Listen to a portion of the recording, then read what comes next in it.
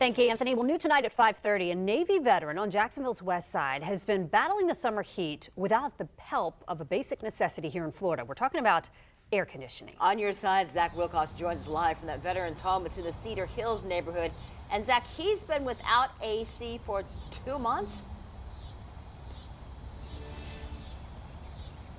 2 months, Jeannie. I'm sure many of us can't imagine 2 days without AC as hot as it's been, and it's not getting any cooler here. You can see that house that hasn't had AC for a couple of months, and Marcel was actually telling me you can see these water spots along the driveway here.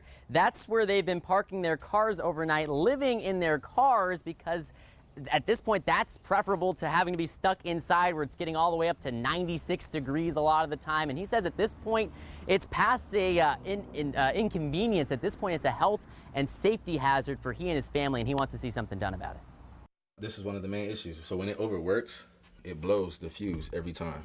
Marcel Crisp has gotten pretty familiar with fuses this summer. He's had to buy dozens since his AC went on the fritz in July. Just about every time he turns it on, it blows the fuse. Mentally, physically, and financially, this has been the worst rental I've ever done in my life. And I've had some pretty bad landlords. This is the worst.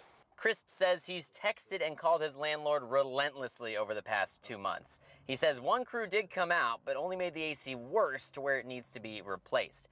He and his family have spent the past few months living in their cars for the AC and have blown through their savings on hotel rooms waiting for the landlord to fix the problem. We're renting hotel rooms every other day now. It's getting ridiculous. So I'm calling, what's going on? And I've even told him, like, look, I can't keep affording to rent hotels, and you're not accommodating me.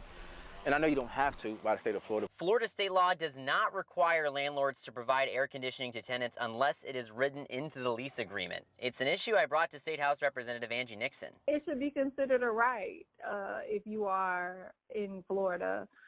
Landlords should definitely provide AC because, you know, for some people, it can actually be a matter of life or death. Nixon says she's aware of several activist groups who are working to bring a new tenant bill of rights to different municipalities throughout the state.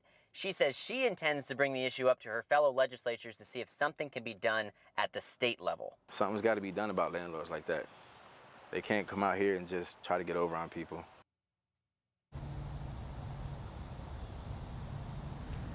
And you can see that stray dog that they've been taking care of here, the Crisps have, trying to stay as cool as it can under the cover there of the garage port and on the cold concrete, or colder concrete at least. So hopefully a chance for change. Chris was telling me that he's actually retrofitted his SUV with a bed in it so that they can stay in that, because that's really the only place they have to be cool right now. Now, he reached out to the VA for a little bit of help. He says that he's still waiting, and also I went ahead and called the VA as well to see if we can get anything to happen here to bring the Crisps some comfort. So.